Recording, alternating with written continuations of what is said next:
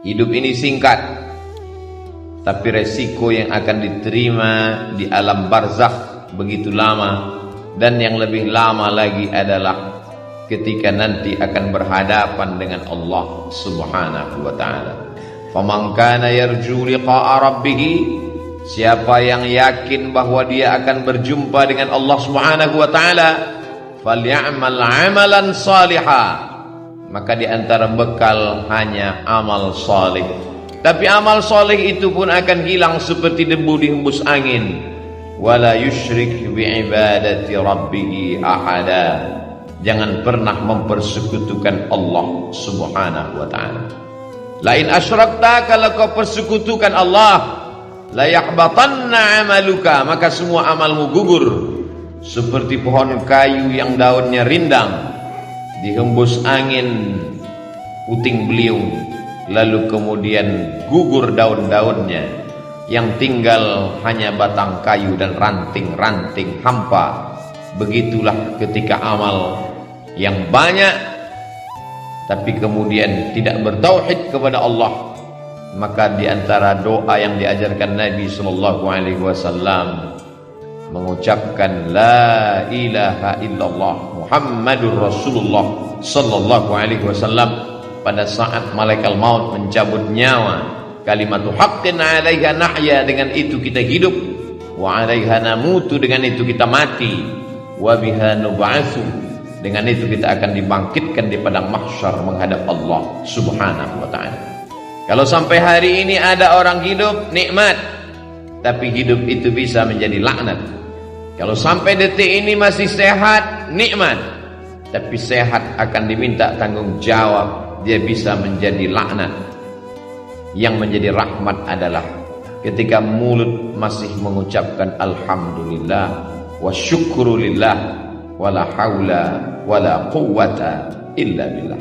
Faqsusil qasasa, ceritakan kisah nabi-nabi itu, la'allakum yatafakkarun, supaya manusia berpikir. Bagaimana kematian anak amat sangat menyakitkan bagi Nabi Ayyub alaihi salam. Tanamannya kering kerontang, ternak-ternaknya mati, anak meninggal dunia. Tidak cukup dengan itu, datang penyakit kulit yang tidak berkesudahan. Apakah Nabi Ayyub mengeluh? Tidak. Istrinya Rahmah yang tidak tahan dengan penderitaan itu. Berdoalah Ayyub supaya Allah menyembuhkan. Nabi Ayyub tidak ada menyebutkan sakit dalam doanya. Dia tidak ada minta sembuh. Dia hanya berkata, Rabbi anni massaniyad-dur, ya Allah, aku kena musibah. Wa anta arhamur rahimin, engkau maha kasih di antara yang pengasih, engkau maha sayang di antara yang penyayang. Dia tidak ada menyebut sembuhkan aku sudah sakit, aku seorang nabi, anakku meninggal, ternakku mati, tanamanku kering. Dia tidak ada menyebut. Dia malu berkeluh kesah kepada Allah Subhanahu wa ta'ala. Orang yang sudah jatuh cinta kepada Allah, maka semua yang dilakukan Allah itu indah. Walaupun ternaknya mati, Allah tetap indah. Walaupun kebunnya kering, Allah tetap indah. Walaupun anaknya meninggal, Allah tetap indah. Walaupun anak-anaknya meninggal dunia, Allah tetap indah. Tapi tak semua orang yang berada di sekeliling kita melihat Allah indah ketika yang diberikan Allah tak sesuai dengan keinginannya. Ketika dia ingin punya anak, ternyata anak tidak kunjung tiba, dia katakan Allah tidak indah. Ketika dia ingin ternaknya beranak pinak subur, ketika yang datang adalah penyakit kematian, dia katakan Allah tidak indah. Padahal Allah itu innallaha jamilun, Allah maha indah, yuhibbul jamal, Allah suka kepada keindahan. Tapi seringkali kita mengatakan indah menurut hawa nafsu kita. Kalau tidak sesuai dengan yang kita inginkan, kita katakan tidak indah.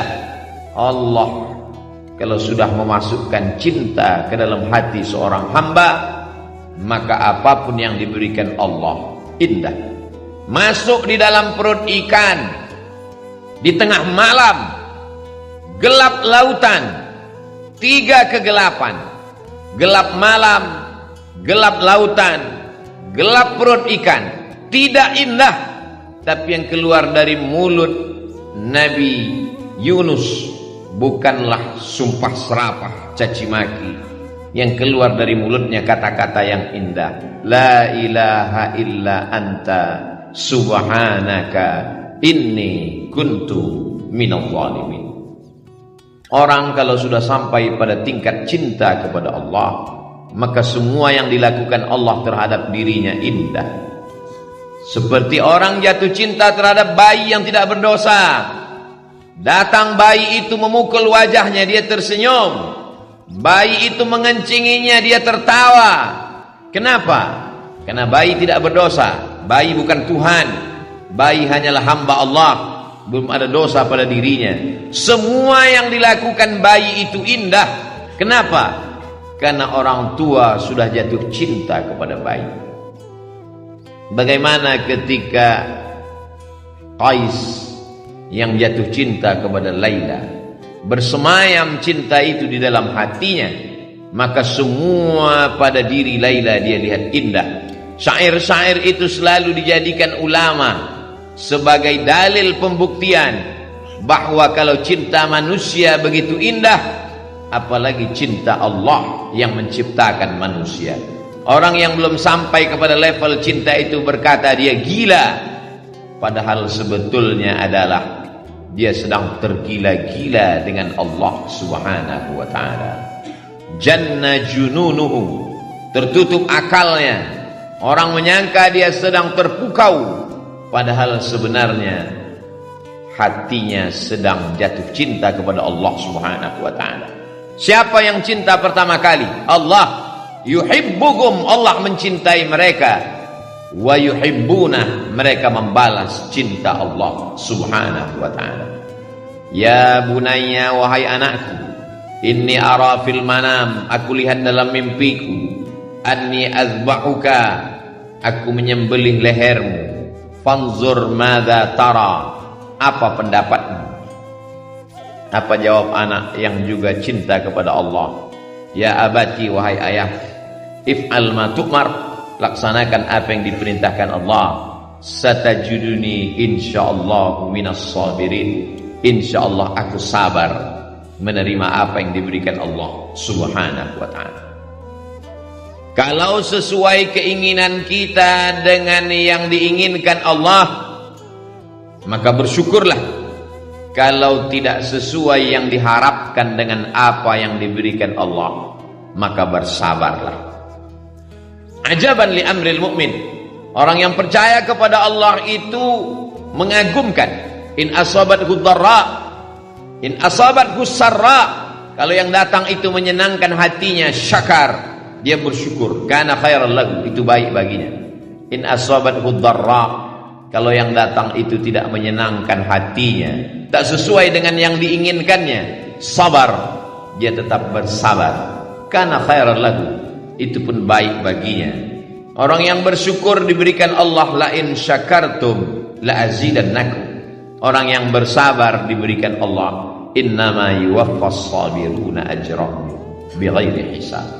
Tidak ada yang tidak indah bagi orang yang sampai pada hakikat keindahan Allah. Semua yang dilakukan Allah baik, semua yang diberikan Allah baik, walaupun tidak sesuai seperti yang dia inginkan. Hari ini kita sedang berhadapan dengan manusia-manusia yang memaksa Allah untuk mengikut keinginannya, sehingga kalau sesuai dengan yang dia minta, dia katakan Allah hebat. Tapi kalau tidak sesuai dengan kemauannya, maka dia tidak mau lagi beribadah kepada Allah. Sejak kapan Allah mengikut hawa nafsu?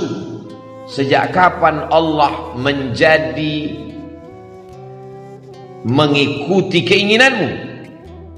Kita di hadapan Allah seperti mayat yang sedang dimandikan orang. Jenazah tidak pernah melawan. Jenazah dimiringkan ke kanan, tangannya, hidungnya dicuci, dibasuh, disiram air. Kalau jenazah saja di hadapan orang yang memandikannya begitu lemah, bagaimana dengan kita di hadapan Allah Subhanahu wa ta'ala? Hakikat manusia adalah lemah. Hakikat makhluk adalah makhluk. Dia tidak pernah menjadi khalik. Kalau kita paham hakikat ini, kita akan dapat tersenyum atas semua pemberian Allah Subhanahu wa ta'ala. Walaupun sesuai dengan yang kita inginkan ataupun tidak kita inginkan. Allah ceritakan nabi-nabi itu dalam Al-Quran, la'allakum yatafakkarun, supaya kita berpikir. Kurang hebat apa lagi Nabi Nuh alaihi salam, tapi ketika tak sesuai dengan yang Allah berikan. Kurang hebat apa lagi Nabi Ibrahim alaihi salam, tapi tak semua yang dia jalani itu sesuai dengan yang kita inginkan. Kurang hebat apa lagi Nabi Musa alaihi salam, tapi dalam kehidupannya juga penuh dengan tetes peluh keringat dan air mata. Belum lagi dia mukallaf, belum lagi dia berakal, dia terpaksa mesti dihanyutkan di tengah sungai Nil. Sesuatu yang di luar logika akal manusia, tidak indah menurut kita, tapi begitu kehendak Allah Subhanahu wa ta'ala. Dibesarkan di istana Fir'aun sampai akhirnya Allah mesti mengeluarkannya, jatuh menjadi pengembala kambing. Thamaniya hijaj, 8 musim, 8 tahun lamanya. Tidak indah bagi kita, tapi begitu kehendak Allah. Innama amruhu idza arada syai'an ay yaqula lahu kun fayakun. Kalau ada dalam hidup ini tidak indah, padahal kita sudah berbuat baik, berniat baik, berpikir baik, berkata baik, berbuat baik, datang tidak baik, satu-satunya kunci hanya husnuzan kepada Allah Subhanahu wa ta'ala. Husnuzan kepada Allah itu indah. Innama ana inda husni zanni 'abdi bi. Aku menurut prasangka hambaku kepada aku. Satu-satunya cara menerima keputusan Allah hanyalah ridha. Makanya sebelum matahari terbit kita katakan, raditu billahi rabba. Aku ridha engkau sebagai Rabbku. Aku ridha engkau sebagai penciptaku. Aku ridha engkau sebagai pengatur hidupku. Kuserahkan semuanya kepadaku. Setelah aku berusaha, setelah aku berdoa, setelah aku bertawakal, puncaknya adalah ridha. Hanya orang-orang yang ridha kepada Allah yang diundang menemui Allah. Ya ayyatuhan nafsul mutmainnah, wahai jiwa yang tenang. Mengapa jiwa itu tenang? Karena dia sudah ridha sampai kepada level maqam tertinggi, maqam ridha. Irji'i ila rabbiki, kembalilah engkau menghadap Allah, radiyatan mardiyah. Engkau ridha dan Allah pun ridha kepada anda. Setelah ridha, fadkhuli fi ibadi, masuklah bersama hamba-hambaku yang ridha. Wadkhuli jannati, masuklah ke dalam surgaku. Karena hanya orang-orang yang ridha kepadaku lah yang masuk ke dalam surga. Tapi hati kita belum tentu ridha terhadap semua keputusan Allah. Hati itu keras, hati itu melawan, hati itu berontak. Aku sudah sholat, aku sudah puasa, aku sudah berzikir, aku sudah sedekah, sudah bangun masjid. Kenapa tidak sesuai seperti yang kuinginkan? Ada satu yang belum. Mungkin kau sudah ikhlas menggunakan hartamu, mungkin kau sudah tulus menggunakan nyawamu, tapi satu yang belum, kau belum ridha menerima keputusan Allah Subhanahu wa ta'ala. Sehingga ketika orang sudah masuk ke dalam surga, Allah bertanya, "Madza turidun?" Hai penghuni surga, apa yang belum kalian dapat? Jannatin tajri min tahtihal anhar. Surga beserta isinya, taman-taman yang indah, semua sudah dapat. Apa yang belum? Penghuni surga menjawab, ada yang satu yang belum ya Allah. Ridhaka, kami belum dapat ridhamu. Kata Allah, ridhaku hanya diperoleh orang yang ridha menerima segala keputusan. Berat, sakit, tapi dia tetap tersenyum karena dia tahu bahwa yang memberikan ini adalah Allah. Rencana Allah jauh lebih indah. Kata-kata terlalu mudah diucapkan lidah, tapi ketika sampai dalam diri kita, yang membuat kita ridha itu pun hanya Allah Subhanahu wa ta'ala. Kita hanya mampu berkata la haula wala quwwata